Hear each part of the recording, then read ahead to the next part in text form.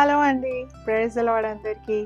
ప్రియ సహోదరి, సహోదరుడా, మన దేవుడు ఎంత ప్రేమ కలిగిన వాడంటే, ఆయన మనందరికీ కూడా ఒక నాయకుని ఏర్పాటు చేశాడండి. హల్లెలూయా! చూడండి, నాయకుడు లేకపోతే జనులు చెదిరిపోతారండి. నడిపించే వాళ్ళు లేకపోతే జనులు పాడైపోతారు. ఎవరి డెసిషన్స్ వారు తీసుకుంటూ వెళ్ళిపోయారనుకోండి, చివరికి జీవితాలు నాశనం అవుతా ఉంటాయి కదండీ! సో, దేవుడు ఎంత గొప్ప ప్రేమామయుడంటే, ఆయన మనందరికీ నాయకులను నియమించి ఉన్నాడు. మనం ఏ సంఘానికైతే వెళ్తా ఉన్నామో, మీరే సంఘానికైతే వెళ్తా ఉన్నారో, ఆ సంఘములో చక్కటి దైవ సేవకుని, ఒక కాపరిని మీకు ఆయన ఇచ్చి ఉన్నాడు. వారి మాట వింటే మీరు బాగుపడతారండి. వారి మాట వింటే మీరు మేలు పొందుకుంటారు. కొన్ని చర్చెస్‌లో యూత్ లీడర్స్ ఉంటారు కదండీ!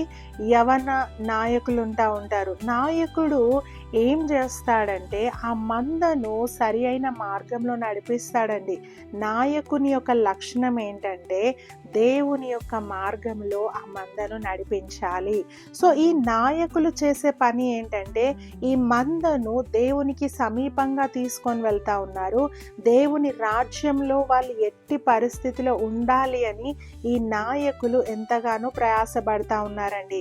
రాత్రింబగళ్ళు ఈ యొక్క మంద గురించి వాళ్ళు ప్రార్థన చేస్తూ ఉన్నారు. హల్లెలూయా! సో, చాలామంది ఈ యొక్క ప్రస్తుత కాలంలో చూస్తే నాయకుని ఇష్టపడట్లేరండి.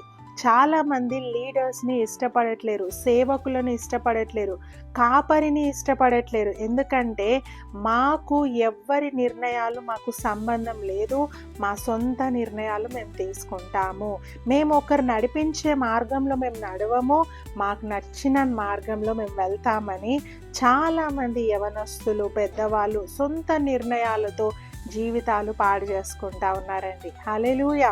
సో, అట్టి వారితో ఈరోజు పరిశుద్ధాత్మ దేవుడు మాట్లాడుతూ ఉన్నాడు. ఏమనంటే, ఈ నాయకులను నువ్వు ఎంచుకోలేదండి. ఈ నాయకులను నువ్వు ఏర్పాటు చేసుకోలేదు, దేవుడు ఏర్పాటు చేసుకున్నాడు. దేవుని సన్నిధి వారి మీద ఉందండి.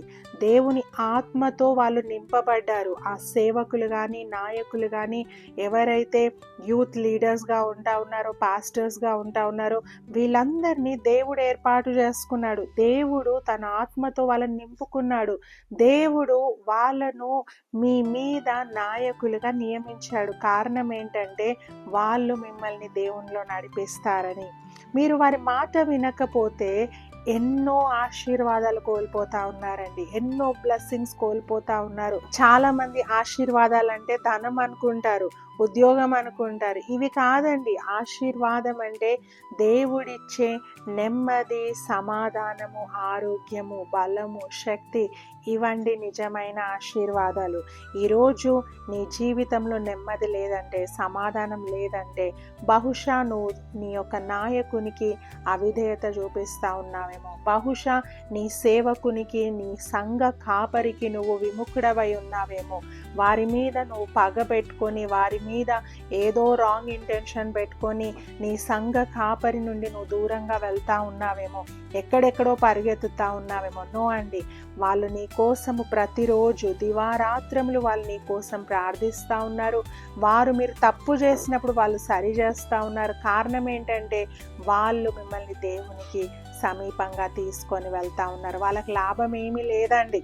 అనుకోవద్దు, మేము మందిరంకు వెళ్తేనే సేవకునికి లాభము, మేము వెళ్తేనే యూత్ లీడర్స్కి లాభం అని ఎప్పుడు అనుకోవద్దండి.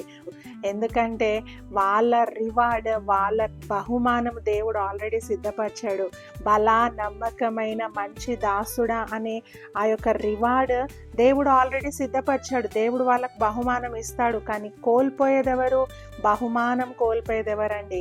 ఎవరైతే సంఘ కాపర్లను, ఎవరైతే నాయకులను అవిధేయత చూపిస్తారో, నాయకులకు విరుద్ధంగా వెళ్తారో, వారికి రెబెలియన్గా ఉంటారు, నాయకులను ఎదిరించే వారిగా ఉంటారు, నాయకులకు విరుద్ధంగా వెళ్తారో, నాయకులకు విరుద్ధంగా ప్రవర్తిస్తారో, వారు అన్ని కోల్పోతా ఉన్నారండి. సో, ప్రియ దేవుని సంగమా, నువ్వు ఎన్నడూ కూడా అలా అన్ని కోల్పోయిన వ్యక్తిగా ఉండాలని దేవునికి ఇష్టం లేదు. సో, ఈరోజే మీ యొక్క సేవకునితో, మీ కాపరితో ఒక మంచి సహవాసం ఏర్పాటు చేసుకోనండి.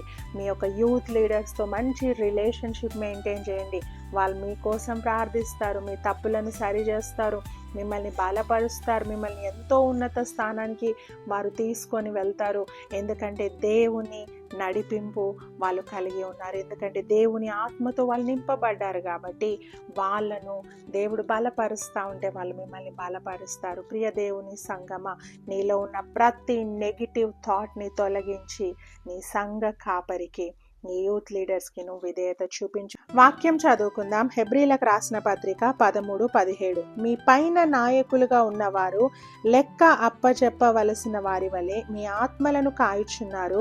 వారు దుఃఖముతో ఆ పని చేసిన ఎడల మీకు నిష్ప్రయోజనము గనుక దుఃఖముతో కాక ఆనందముతో చేయునట్లు వారి మాట విని వారికి లోబడి ఉండుడి. చూడండి, ఇది నా మాట కాదండి, దేవుని వాక్యం చెప్తా ఉంది. మీ నాయకులకు లోబడి ఉండండి. అప్పుడు మీరు దేవుని చేత దీవించబడతారు, వర్ధిల్ల చేయబడతారు. మీరు ఊహించిన దానికంటే, అడిగిన దానికంటే అత్యధికమైన మేలులు దేవుడు మీ జీవితంలో చేస్తాడు. కానీ మీరు చేయవలసింది ఏంటంటే మీ సంఘ కాపరికి, మీ యూత్ లీడర్స్కి, మిమ్మల్ని నడిపించే నాయకులకు లోబడి ఉండండి, వారిని గౌరవించండి, వారి మాట వినండి. దేవుడు మిమ్మల్ని దీవిస్తాడు. ఆమేన్. ప్రార్థన చేసుకుందాం. మహాపరిశుద్ధుడా, మహోన్నతుడా, నీకు వందనాలు ప్రభా.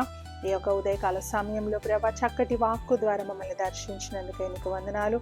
మా ప్రియులందరినీ జ్ఞాపకం చేసుకునండి ప్రభా. మాలో ఎవరైతే ప్రభా సంఘ కాపరులకు తండ్రి, యూత్ లీడర్స్కి, నాయకులకు విరుద్ధంగా ఉంటా ఉన్నారో వారందరి హృదయాలను మార్చేయండి ప్రభా. వారికి సున్నితమైన హృదయాలను దయచేయండి ప్రభా. రాతి వంటి హృదయాలను మీరు తొలగించి ప్రభా సున్నితమైన హృదయాలను వారికి దయచేయండి. లోబడే మనస్తత్వం దయచేయండి ప్రభా. తండ్రి, కాపరులు కరెక్ట్ చేస్తుండగా ప్రభా రిసీవ్ చేసుకుంటకు సహాయం చేయండి ప్రభా. తండ్రి, సంఘ కాపరికి ప్రభా విరుద్ధంగా ఉండకుండా ప్రభా, అవిధేయతగా ఉండకుండా ప్రభా వారికి లోబడి నడుచుకునే స్వభావము ప్రతి ఒక్కరికి మీరు అనుగ్రహించండి. ఉదయకాలంలో వాక్యం విన్న ప్రతి ఒక్కరిని మీరు దీవించండి, వర్ధిల్ల చేయండి. వారితో మాట్లాడినందుకై నీకు వందనాలు ప్రభా. వారిని ఇంకా బలపరచండి. ఎక్కలేనంత ఎత్తైన కొండకు వారిని ఎక్కింపజేయండి ప్రభా. వారి అవసరతలన్నిటినీ తీర్చి మీరే మహిమ, ఘనత, ప్రభావములు పొందుకొనండి. వాక్యం విన్న ప్రతి బిడ్డను దర్శించండి, మీ ఆత్మతో నింపండి. చక్కటి ఆరోగ్యము, బలము, శక్తి, దీర్ఘాయుషుతో నింపండి ప్రభా. ఇదిగో తండ్రి, ఇంకా అంచెలంచెలుగా వారు దీవించబడుటకు సహాయం చేయండి.